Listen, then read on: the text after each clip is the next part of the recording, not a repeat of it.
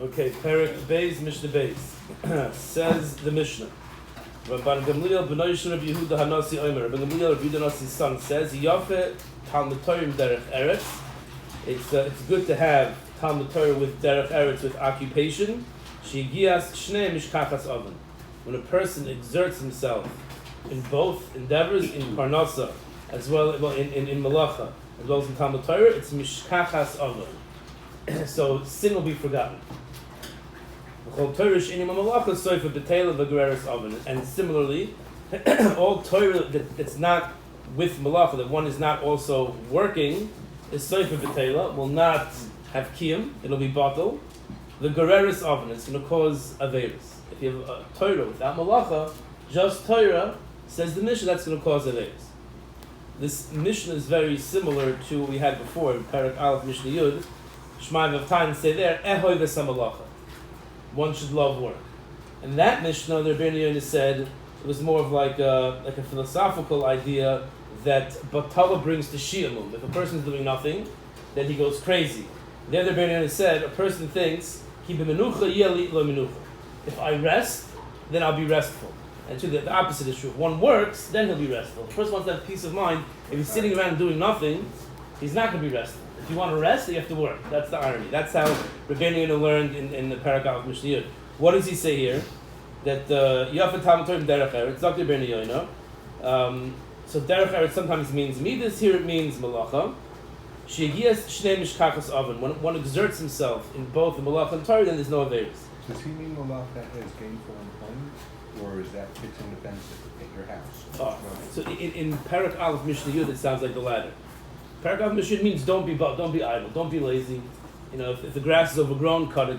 If the fence is broken, fix it. You shouldn't be lazy. It's not referring to earning a living per se. The way the Rabbeinu Yonah learned in Mishnah Yud. In Perkei Aleph, here he learns about making a parnasa. So says the Rabbeinu Yonah over here, Sh'al yedei shu yageh b'Torah v'malacha lo yishlit olav yetzahara. If a person is involved in Torah study as well as in malacha, yetzahara can't get him. As long as the person is not fat, if a person is basically just physically he's very satiated, everything is going great, he's more prone to do averos. Says the Rabbeinu Yonah, therefore the Torah is mateshes koicha shel adam. Torah makes a person weak. We know the famous Gemara, the Rabbi Yochanan and Reish Lakish, that Rabbi Yochanan saw Reish Lakish, he's the head of the thieves, and he said how he jumped over the river, and in one shot, must have been a long distance, and he jumped it, and he said, Rabbi Yochanan thought to himself, if we get this guy to channel that energy to Torah, imagine how high he's going to go. So he told him, I have a sister as beautiful as I am, and if you are makabel to be chayz b'tshuva and dedicate yourself to Torah, you can marry her. Don't try this at home, right?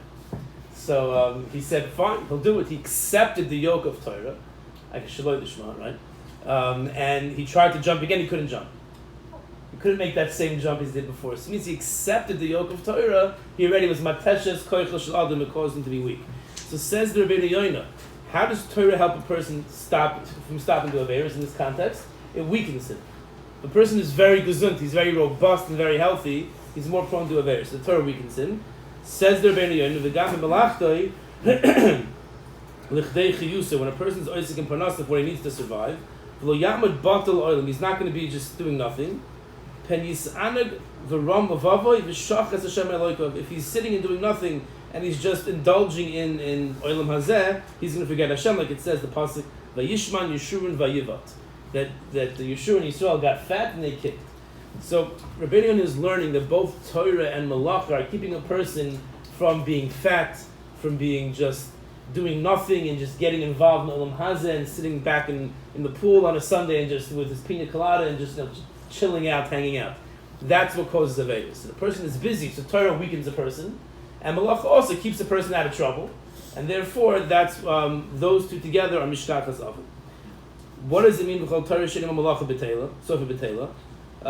So there he quotes the Mishnah later on in kemach in Torah. That refers to if a person does not have a proper parnasa. So he goes on to say that he's busy in trying to get presents. And we know Sonam Matanas Yichya. A person who hates presents will live. This person is always running after getting presents from people because he doesn't have parnasa. V'yachin, if he's going to flatter Rishonim. This person has money, so he's going to go after that guy and he's going to flatter him. The guy's a Russia. What are you doing flattering him? He's going to flatter him because he needs the money. And he's going to start maybe even stealing. So if he doesn't have a parnasa, so then he's beholden to people he shouldn't be beholden to, and it ends up avera greris avera until he's over on every single mitzvah in the Torah. It's remarkable that the one who makes these statements is one who never had a reason to work in his life. Oh, excellent. I bring you to the next point, that the Mishnah is not saying that you have to work.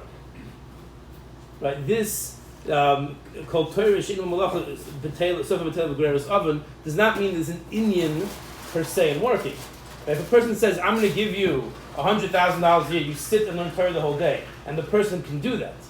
If he's going to sit and twiddle his thumbs and check whatever it is, so then of course not. But a person who says, I can learn the whole day, and someone says, Rabbi, I'm going to pay you a salary, $100,000 a year, to sit and learn, so that's fine. Right? The idea is, and I've seen people... Who's making the statement, though? You see who's making the statement. Right, the one who never had to work. Right. So you don't have to work, but you have to have parnasa. Right? So if a person yarshins money, he can sit and learn the whole day. He can sit in, he likes whatever his hobbies are, he can do, as long as he's busy. You have to be busy. You can't be idle. But there's no inyan, per se, from this mission, at least in earning a living. The inyan is to have a parnasa, so the person doesn't end up doing the wrong thing to get a parnasa. I was once around certain people who, were not earning a living, and the conversations always were about the cheapest way to get this and the way to get, where other people can sit in that context and learn together. These people were busy every second they had about how they're going to get this and how they're going to get that. If they would dedicate 3 hours a day to parnasa, then the other 9 hours a day that they were able to, they'd learn. But now they didn't do that, so 6 hours a day they're worried about how they're going to renovate this and how they're going to get that, and they only have 6 hours to learn. So the idea is a person has to have a living that he has yeshiva das, he has to put food on the table, and then he can dedicate the rest of his time to learning. If I could bring a deal from the Rebbe Schreck last night, we learned this Mishnah, and she was medayik. V'chol Torah she'eni lo malacha soifa b'teila. Right? It's Torah with no malacha is batel. It doesn't say you have to learn Torah and you have to be oisik in malacha. It says Torah without malacha is b'teila. So malacha, working, is like the salt. It preserves the Torah. So a Jew learns Torah. What do you do? I learn Torah. What do you do for a living? For a living to stay alive, I learn Torah. Now the salt, the preservative for Torah is malacha. So I work so that my Torah will have kiyum. But we all learn. Now, if that means I learn a half hour a day, it's irrelevant to the amount of time. It's not a quantity issue. It's a quality issue. My life is I'm learning Torah.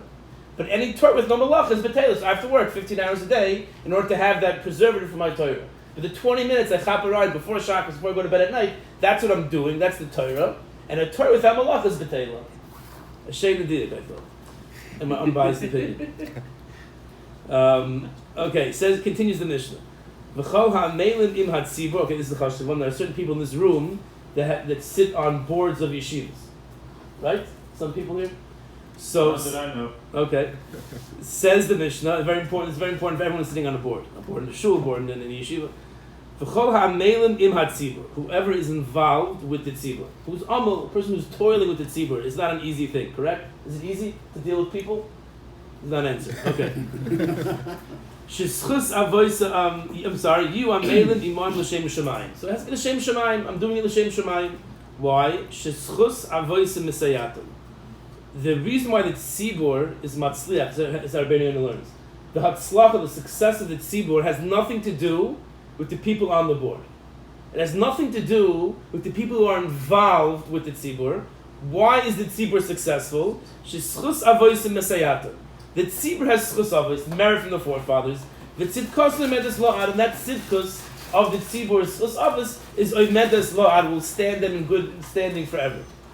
So then the board member is going to want to quit. What's he doing? Was it the tzchus avos of the board members or the tzibur? The tzibur.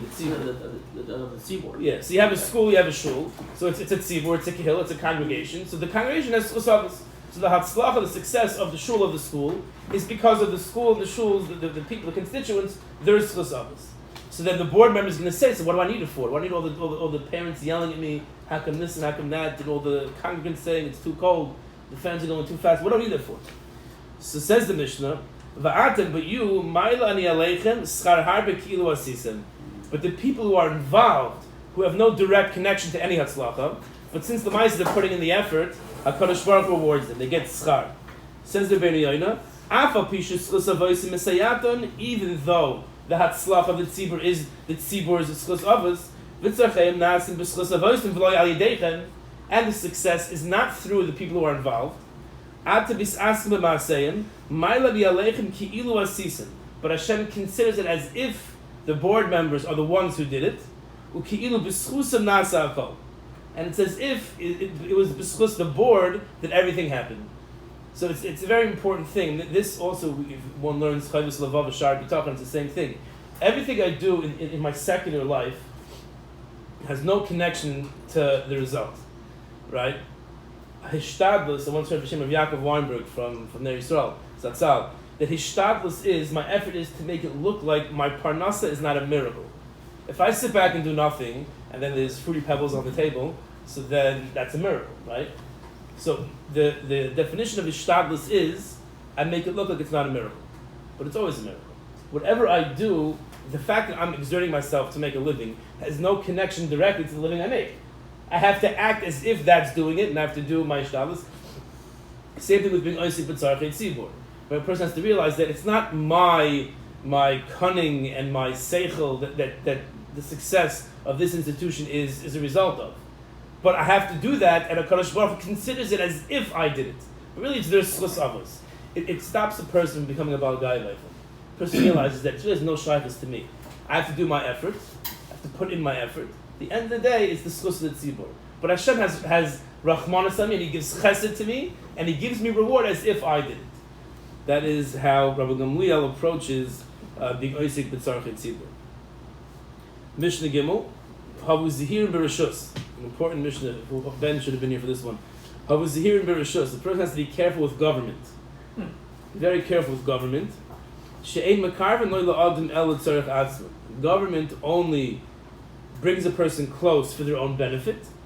Nirin ka'ayhavim b'shas hana'asan. It looks like they give the appearance as if they love this person or this entity when they're going to gain something from them. But if he gets stuck in a hard place, they're not going to support him. I mean, they'll use him when they need him, and when they don't need him, they're going to spit him out with no rachmanis. The Rabbeinu Yonah has a fascinating approach to this Mishnah. Maybe you help me understand it. So he says the Pashup shot is when you're going to help them be economically successful, whatever it might be, they're makar of you. And then when the money stops, the money dries up, lo yirachmu al ha'ani. They have no rachmanis on the ani. Actually, yoriduhu lamata. They're going to bring him down. V'yishchu harishonim ki akol chalav avar. And they're going to forget all the good that this person did in the past. It'll all be forgotten. Says the Rabbeinu Yonah, kachu pshat zois ha-mishnah. That's the pashat, simple understanding of the Mishnah. Lima davar kain. If that's true, he medaberes pipagam hamalachim.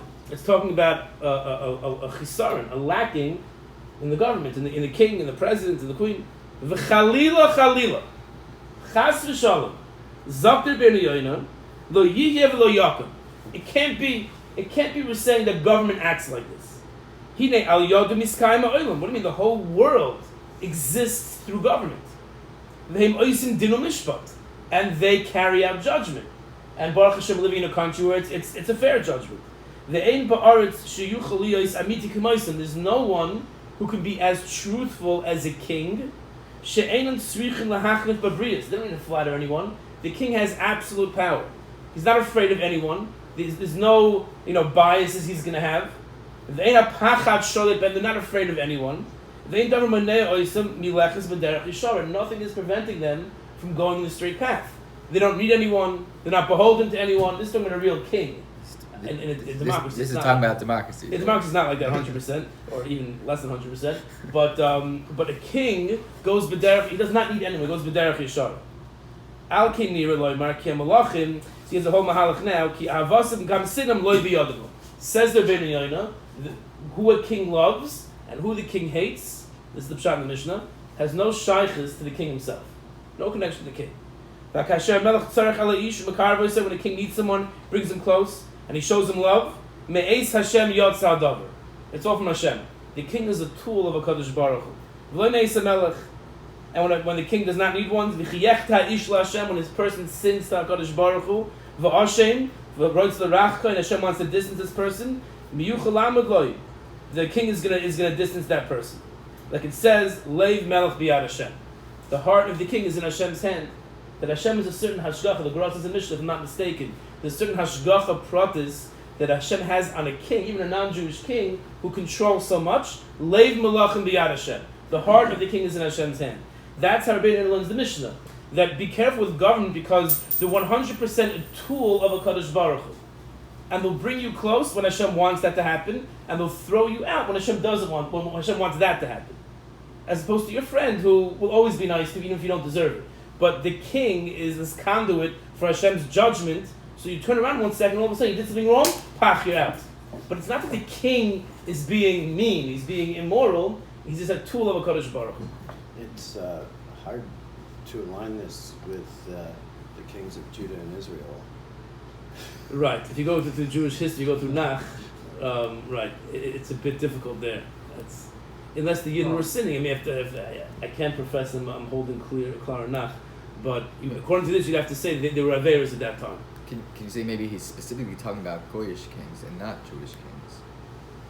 Well, Leiv Malachim B'yad Hashem would probably apply to everyone. I think the Pashup Shot in the Mishnah, we would say it's only for the Pashup Shot. Because a Jewish king is benevolent, is nice, even if Because we supposed say to be because we say they're going to say they have free will the same way the Jews do. So maybe it's not to the same extent for a Jewish king. You say that with Rabbeinu Yonah, with Leiv Malachim B'yad Hashem. Yeah, okay. Could we say maybe that applies more to a non-Jewish king? Could be. It could be, but it's a good kasha. It's a good kasha. I mean, you also had like the last czars were afraid of their population, so they said it's all the Jews' fault, and that caused these pogroms. So it's hard to align it with his context. Right. So according to Rabbeinu Yonah, it would only apply. Mishnah wouldn't apply to every government. It wouldn't apply to a democracy. It wouldn't apply to a king who's afraid he's going to lose his throne, and therefore he feels meshubit to his constituents. But it applies in those cases. But it's just interesting that he comes out so against that. You can't say it's Pashup Shot. It's interesting. He says a king who has no fear of anyone will be honest. I mean, is that historically? It's interesting. You think a king is just totally full of himself and do whatever he wants. You have to be a moral, principled person. That when you're not afraid of anyone, you're going to act, with mishpat, with just. There's this concept of noblesse oblige, that someone in power has an obligation to enhance the benefit of his constituents, and so those are called good kings. But many kings thought, it's all about me and I'll do whatever I want. Look at some of the Roman emperors. Right. So I guess according to Rabbeinu, the Mishnah is talking about the ideal king. The classic government Pashup Shot only cares about the person as much as it helps them. And according to Rabbeinu, you have to say the classic king. A person should, when he's not meshubit to anyone and anything, should be focused on mishpat and tzedek. It doesn't happen, so it doesn't happen. But that's ideally the way it should be. I guess that's how we understand Rabbeinu. It's very sparrow. It's not simple. It's not simple. But the pshat in the Mishnah. Yeah, no. And the hanhaga you're saying is not. It's not Pashup. Ideally, it's how it should be. A human being is wired that ideally, if he's not meshubit to anyone, he should be able to rise to the challenge and be just, but it doesn't always happen. Okay, shkoyach.